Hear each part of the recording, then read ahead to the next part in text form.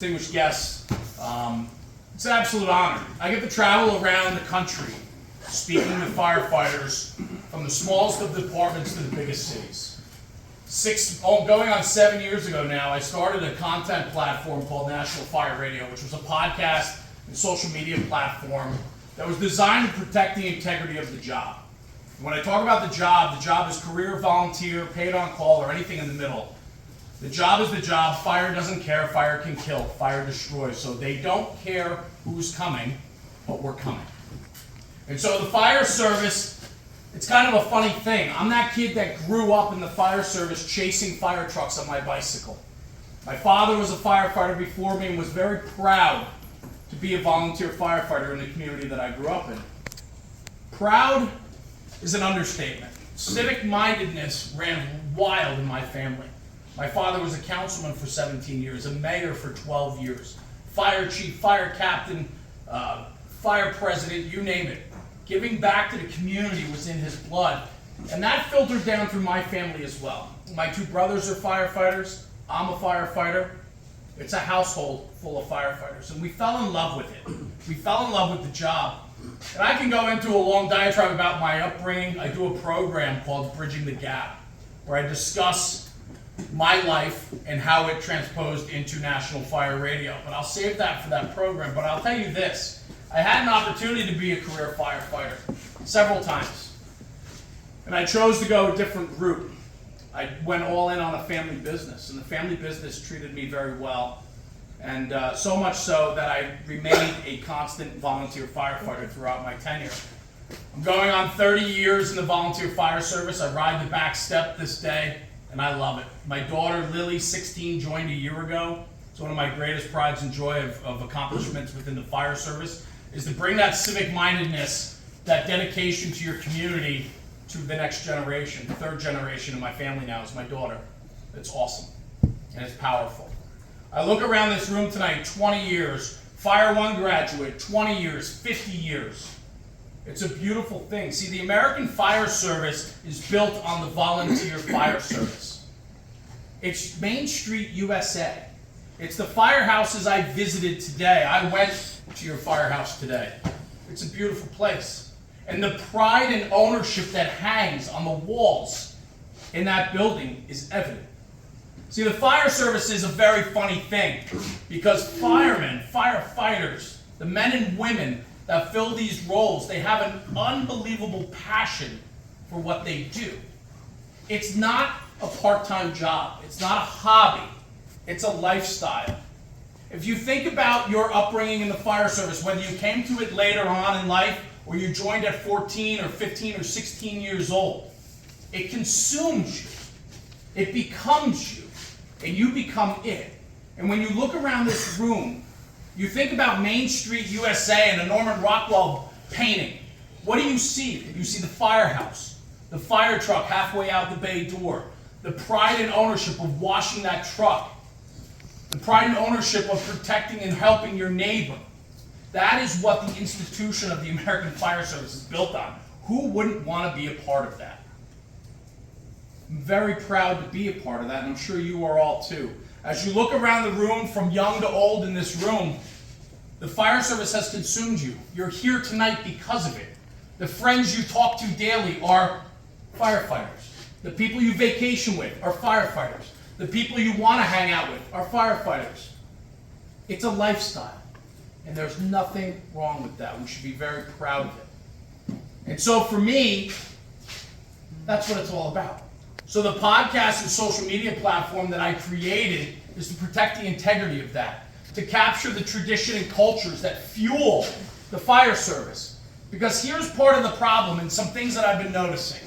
And the reason that I did start this, when I say protecting the integrity of the job, it's because too many of our own were leaving disgruntled, angry, getting fed up. Problems with administration, they've been wronged. The next generation doesn't get them. There's a falling out. There's a miscommunication. There is that within the fire service. And we have to do a better job at bridging the gap between the generations. We have to do a better job at tucking our egos aside and doing what's right for the mission. Because overall, the mission matters. If the alarm goes off, the chief's got his radio right on the table. And he told me tonight when I was talking to him, I said, do you guys have cover? He goes, no, we don't do cover. He goes, it's our community, we go. Wow. That's strong stuff. My town, we go out of service for 12 hours. I'm serious, right? Like, if you think about that, that's passion, that's commitment. Who knows this community best? They do. You do. You're going to be there when your neighbor calls. That is the core tenet of what the volunteer fire service truly stands for. And when we talk about the decline of the volunteer fire service, yes, our numbers are down, but our passion and love for it is not. We need to find ways. We need to work with politicians. We need to do a better job at home, our own housekeeping. See, here's the thing, and the funny thing about the fire service is people want to belong to organizations that are successful. Everybody's in it for your own reasons. I have my reasons, you have yours. We're all in it for our own reasons, but there needs to be a commonality of what the company stands for. The culture within your fire company matters. We don't get to pick and choose how we want to be, how we act, how we respond. When we put the mission in front of yourself, we will always win. The problem is, and what I was getting at before, is ego does get in the way.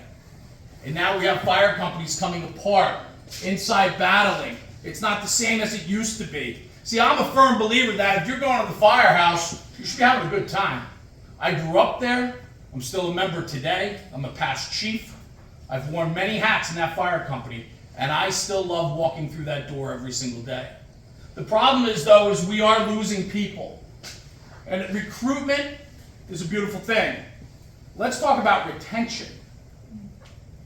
We already have the people in the door. Let's keep them there. Let's not let our people fade away. Let's not let them walk away because of petty nonsense or ridiculousness. And this is something that we can do because strong cultures, strong fire companies, strong fire departments, they don't have room for nonsense. The nonsense doesn't flourish there. When I walked around your firehouse today, Maplewood Fire and Rescue, there's things on the wall. There's sayings. Oh, my phone's over there. I took pictures of them. Pride and ownership. Pride and ownership. You can't walk through that building without being reminded what the mission statement is. You can't walk through that building not being told what your jobs and responsibilities are. And then you look around and you see the cleanliness. Things are in order. I travel all over this country. I go to thousands and thousands of fire companies. I can tell in 30 seconds when you walk through the door what kind of firehouse that is. And the firehouse is a good representation of the people that are manning it. I promise you this. I promise you this. The fire service is good. People are getting dismayed and disgruntled, but I promise you it's because of culture and egos. We can do better. All of you being here tonight is a true testament of your love for the fire service. You're here to break bread, share a story, congratulate those that give their time, their experience, 50 years in the back. It doesn't get any better than that. We need to take Mr. 50 Year, surround him with our young people. Sophie, I met today, 16 years old, in love with the fire service. Does it get any better than that? No. That's the passion we need. But we need the stories. We need those bricks and blocks of the foundation to be cemented for our communities. And we need those 50-year members, those 20-year members. We need them to share those stories and experiences. We are built on tradition.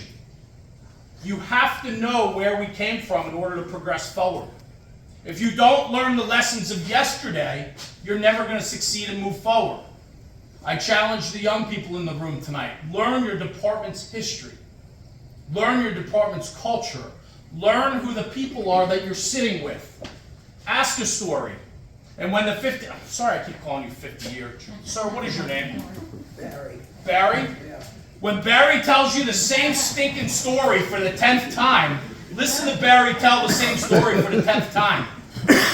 There is nothing better than the stories when Barry embellishes from the fire on Main Street. Last time he told the story, it was fire out 2 windows and it was 30 below zero. The next time he tells the story, it's fire out 5 windows. They had people hanging off the fire escape and it was 110 degrees out. The stories don't make sense, but what you're doing is engaging Barry. You're giving Barry his place, his time, the credence to him to allow for the storytelling to happen. We need to go all in on our people, because our people is what makes us successful. We can offer stipends, we can offer incentives, we can do all of that. Today at Maplewood, I saw they give away scholarships to high school kids. What a great idea. I have not heard that one before. Currently, I'm working on a couple different programs. The National Volunteer Fire Council, I started doing some work with them, trying to bring their mission forward, trying to innovate and explain it on the channels of which people pay attention to. That's what I do. I'm an innovator in this space. I have a channel of delivery where people are paying attention, and we can educate through that. Education wins. Programs that you guys are doing here in Maplewood, unbelievable. And what does that do? It takes work. Do we go there, Chief? I'm going. If it's a job, we're going. The town's burning.